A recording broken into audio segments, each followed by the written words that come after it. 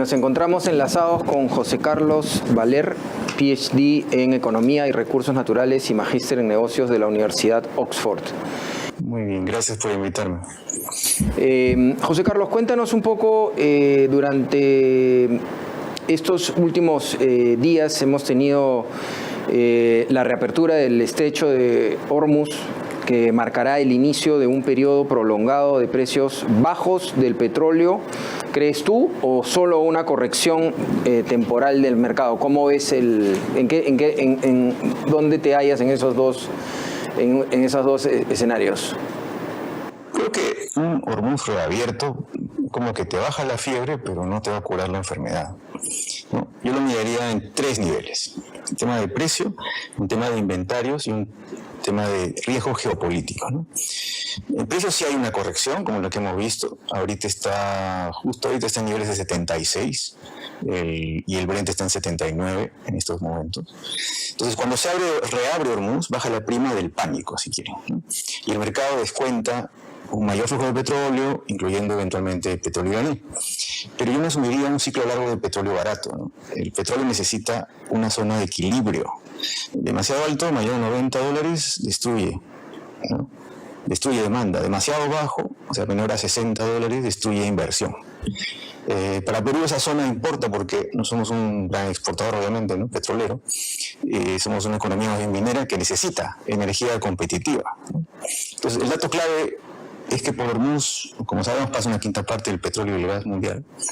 Durante la crisis se habló de hasta 15 millones de barriles diarios que faltaban.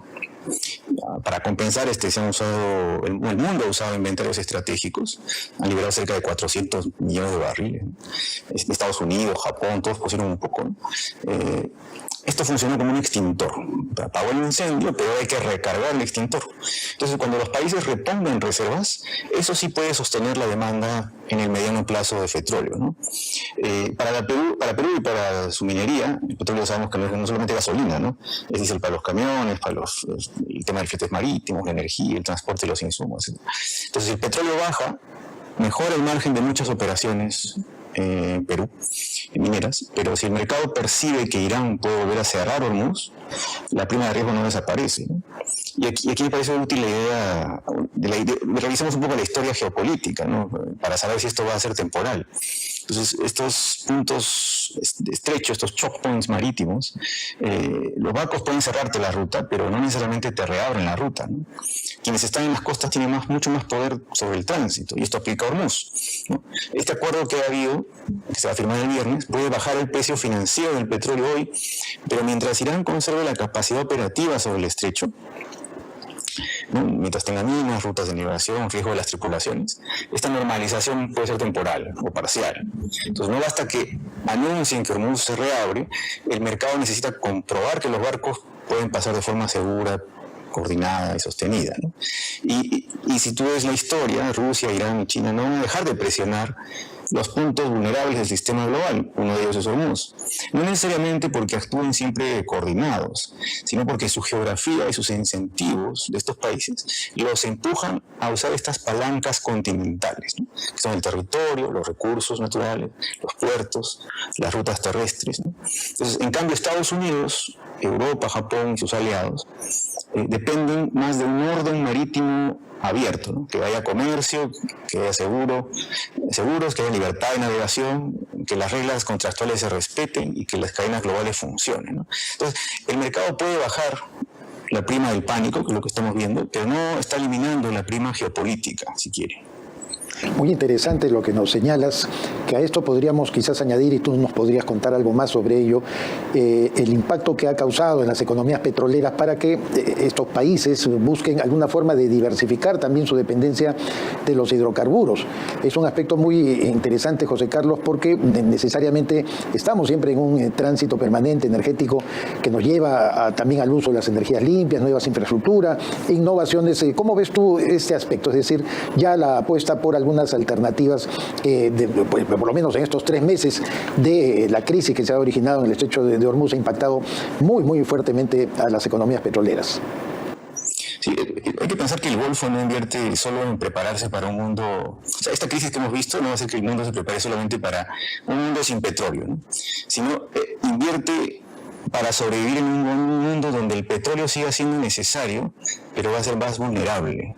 Entonces, ahí vas a ver tres agendas, ¿no? La agenda, lo que mencionabas, es la diversificación, es una, la resiliencia es otra, y el capital global hacia dónde va a fluir, ¿no? Entonces, la diversificación va a continuar, ¿no? Hacia infraestructura, hacia inteligencia artificial, energías limpias, hidrógeno, etc.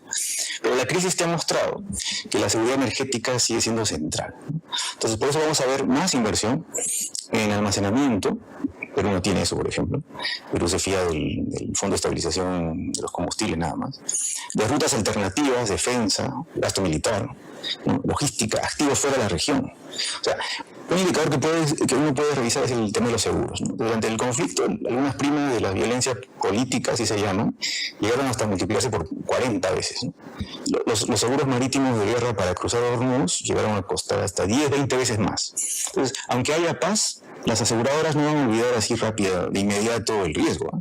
Entonces, esto importa para la América Latina y Perú, porque los fondos soberanos, por ejemplo, del Golfo, ese dinero que tienen ellos, forma parte de la oferta global de capital. Pero ese capital tiene muchas demandas, o sea, hay otras opciones para invertir, ¿no? La inteligencia artificial, lo que mencionaba, la defensa, infraestructura, etc. Entonces, el proyecto minero peruano ya no compite solo con Chile o con el Congo, que es lo que sale en la prensa, sino compite por capital con los data centers, con los bonos soberanos de otros países y con la transición energética y con los gastos de defensa militar.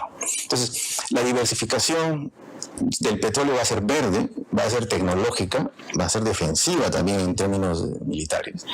Y el capital va a ir a los proyectos que ofrezcan la mejor combinación de rentabilidad, pero es una buena alternativa, estabilidad, ahí ya flaqueamos, y la velocidad de ejecución, ahí estamos jalados, ¿no? Ahora, ¿podría la estabilización regional acelerar la transición de capitales desde el petróleo hacia los minerales críticos como el cobre, el litio, el cobre, el níquel y las tierras raras también? El petróleo te mueve la economía actual, ¿no? Pero el cobre y los minerales críticos están construyendo la economía que se viene para las siguientes generaciones, ¿no? No es de ahora hacia adelante. O sea, no diría que el capital abandona el petróleo, ¿no? Sino el petróleo y el gas siguen siendo esenciales por el tema de transporte, petroquímico, fertilizantes, minería, ¿no? La seguridad energética, ¿no? La transición energética no elimina los hidrocarburos, ¿no? Los va a obligar a convivir con la electrificación, con las redes de almacenamiento y con los minerales críticos. Entonces, lo que va a haber es una reponderación hacia el cobre, hacia el aluminio, hacia el litio, hacia el níquel, hacia las tierras raras. Esto es lo que se está llamando ahora el super squeeze, el super ajuste, ¿no? Porque esto es clave porque muestra que no estamos ante un super ciclo clásico de demanda como el que vimos del 2003 al 2013, ¿no? Estamos en un squeeze, un ajuste de oferta. Entonces, ustedes, como todos vemos que hay poca inversión minera durante casi una década, ¿no? No solo en Perú, en el mundo. Entonces, ¿por qué? Porque no conviene aumentar la oferta para mantener el precio más o menos. Tiene una lógica estratégica también de la oferta. Estamos ante un squeeze de oferta, ¿no? Poca inversión minera durante varios años, pero también al mismo tiempo interrupciones logísticas por conflictos, etc. Los costos energéticos que suben cada vez más altos. Y al mismo tiempo tienes una demanda adicional que no había antes por los temas de transición energética y ahora por los temas de inteligencia artificial, ¿no? Donde el cobre y el aluminio son críticos, ¿no? Entonces, si no, miremos datos rápidos, ¿no? Pero Goldman Sachs ha revisado el déficit esperado de cobre para fuera de Estados Unidos. Lo ha pasado de 60.000 toneladas a 640.000 toneladas. O sea, 10 veces más el déficit de cobre. Entonces, el precio del cobre lo está prediciendo más o menos que va a subir 10%, va a quedarse en este nivel de 6.23 la libra o $13.700 la tonelada, ¿no? Entonces, además del precio, tienes cuellos de botella operativos, ¿no? Estaba leyendo un reporte de Wood Mackenzie que estima que las disrupciones de azufre van a retirar del mercado más o menos 200.000 toneladas que podrían estar en riesgo en Chile porque no hay suficiente ácido sulfúrico, ¿no? Para la lixiviación. Entonces, esto te muestra que la minería no depende ya solo de que haya cobre y haya reservas y el yacimiento, ¿no? Sino depende de la energía, de los químicos, ¿no? Y el aluminio entra en la misma historia, ¿no? El Medio Oriente tiene el 10% de la producción global de refinado de aluminio, y el conflicto lo afectó, son productores relevantes y están afectados, ¿no? Esto te golpea a la construcción, a la transmisión eléctrica, a los renovables y sobre todo a los data centers que están construyendo para la IA, ¿no? O sea, el petróleo está reaccionando al riesgo, pero el cobre está reaccionando a una escasez de largo plazo. Justamente en lo que acabas de mencionar, me parece, José Carlos, que es muy importante regresar también al aspecto de la producción de los hidrocarburos, porque es de suponer, probablemente esté equivocado, que Irán colocará mucho más volúmenes de producción petrolera en el mercado, un poco para recuperarse de todo el impacto que ha tenido la crisis del estrecho de Hormuz, pero esto a su vez podría tener efectos en la competitividad, en la oferta petrolera. ¿Es así o tenemos que voltear la vista hacia otros ángulos? Si aumenta la oferta y va a presionar los precios, ¿no? El acuerdo que van a firmar el viernes, ¿no? Se supone que alivia, o sea, permite a Irán que venda petróleo por una ventana de 60 días, ¿no? Y otras cosas, ¿no? Entonces, eso le va a afectar a los productores de mayor costo, ¿no? Los más chiquitos, de menor escala, ¿no? Y los que tienen más riesgo político. Entonces, de las tres, dos, Perú es el aplicado, ¿no? De lo poco que sacamos, ¿no? Para América Latina en general y en África va a depender de los costos de extracción, etcétera, de las particularidades de cada país. La lectura en Perú es distinta, ¿no? Porque Perú no es un exportador, ¿no? Perú gana más de un petróleo a precios moderados y un cobre fuerte, ¿no? Que con un petróleo caro, pero con la minería paralizada, ¿no? Entonces, el petróleo moderado te ayuda a la inflación, a los fletes, la energía, a los costos mineros, pero el cobre fuerte mejora las exportaciones, la recaudación, los términos de intercambio, ¿no? Entonces, el punto, digamos, el Goldilocks, ¿no? La mejor zona para el precio en Perú está alrededor de que el petróleo esté entre 45 y 60 dólares del barril, ¿no?